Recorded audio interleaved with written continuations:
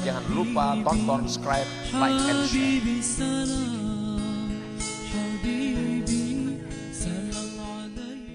Nah, orang-orang yang beribadah kepada Allah tujuannya ini surga, tujuannya bidadari, tujuannya menikmati segala macam fasilitas surga. Dia beramal karena itu, mati masuk surga. Tapi di dalam surga dia tidak akan bisa melihat Allah Subhanahu wa taala. Tidak akan bisa melihat Allah. Karena orang-orang yang melihat Allah di dalam surga itu orang yang sudah mulai di dalam dunia ini menginginkan itu.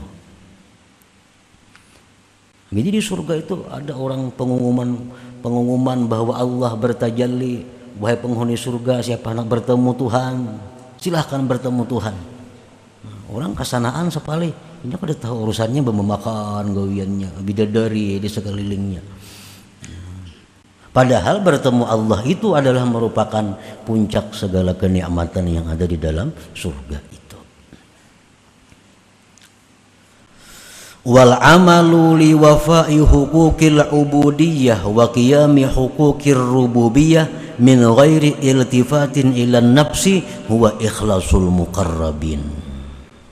Beramal ibadat untuk menunaikan hak kehambaan, melaksanakan hak ketuhanan tanpa memandang kepada dirinya, itulah yang dinamakan ikhlas muqarrabin.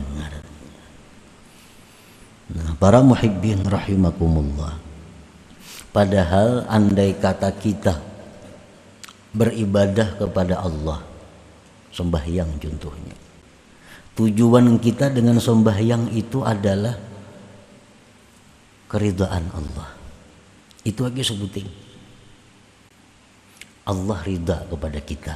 Allah ridha kepada kita. Nah, bila Allah itu ridha kepada kita, segala kebaikan-kebaikan dicurahkan kepada kita. Segala kebaikan dicurahkan kepada kita. Kalau kita mengambil yang ridha ini. Nah, jadi alangkah ruginya kalau kita beribadah karena makhluk, beribadah karena mengharap surga. Karena bila dua itu kita akan dapat keridhaan Allah. Bila kita beribadah ini karena ridha Allah, kedua-duanya kita dapatkan. Dunia otomatis dapat, surga otomatis dapat. Makanya tadi dicontohkan oleh beliau, orang yang beribadah karena dunia, orang beribadah karena surga itu kal himar, seperti himar. Himar itu pintarlah. Al-himar seperti himar. Para muhibbin rahimakumullah, man amila lillah wa billah nalal qurba minallah wastahaqqa bimartabati abdillah. Man amila lillah, barang siapa beramal beribadah karena Allah. Ini beribadah ini mencari keridhaan Allah, yang lain kada tahu urusannya. Ini beramal itu kadang-kadang ada masuk huzuzun nafsi, ada masuk kepentingan diri. Ini yang merusak ikhlas. Bagaimana caranya kita mengetahui amal ini ada masuk kepentingan diri? Mengetahui mana amal ibadah kita yang murni karena ridha Allah. Nah, di situ kadang-kadang kita ada menjumpai dua macam perkara ibadah. Dua macam perkara ibadah. Ibadah yang pertama lebih besar pahalanya. Ibadah yang kedua lebih kecil pahalanya. Bila kita memilih ibadah yang kecil pahalanya, berarti di situ ada kepentingan diri, ikhlasnya kada murni.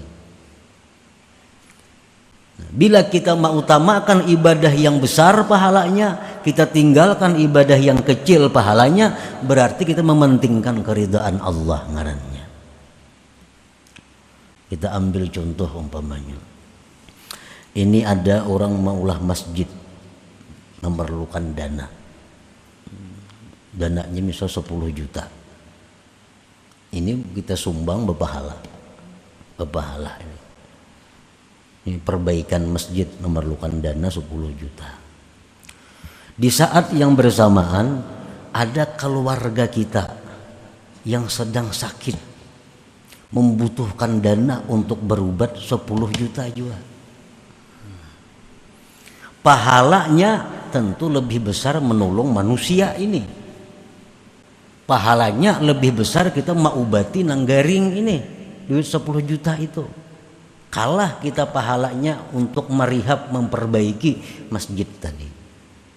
Nah, apabila kita ini cenderung, kita ini ingin menggunakan duit ini untuk masjid itu, kita biarkan yang sakit ini sakit, berarti ibadah kita itu kadang mencari keridhaan Allah.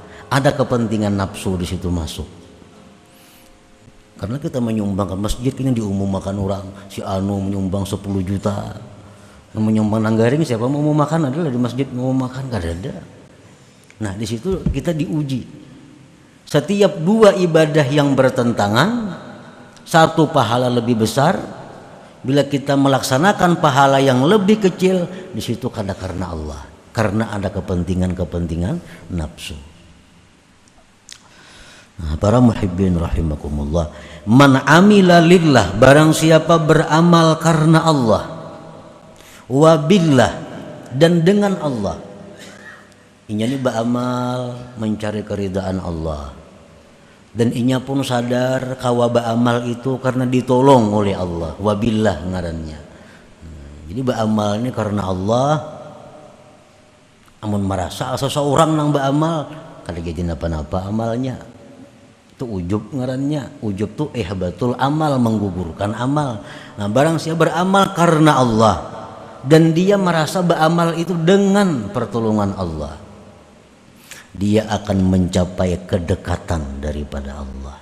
Nah, akan mendekatkan kepada Allah. Bila sudah kita dekat kepada Allah, wastahaqqa bi martabati abdillah, kita berhak duduk di martabat abdillah, hamba Allah ngarannya.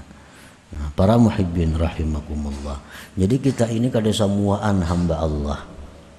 Ada nang hambanya surga, ada nang hambanya karamat, ada nang hambanya kemuliaan, ada nang hambanya dunia.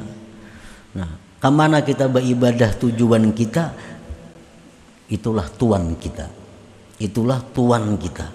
Kalau kita beribadah ini karena Allah, berarti Allah tuan kita dan kita ini budaknya, hamba Allah. Nah, kedudukan Abdullah, kedudukan hamba Allah itu merupakan kedudukan yang paling tinggi di antara segala kedudukan. Para muhibbin rahimakumullah. Jadi kesimpulannya bahwa setiap kali kita melakukan ibadah, maka tujuan kita dengan ibadah itu hanya satu, ialah keridhaan Allah.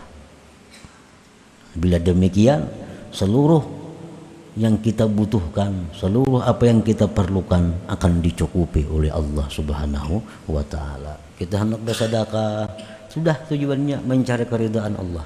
Hendak sembahyang, mencari keridhaan Allah.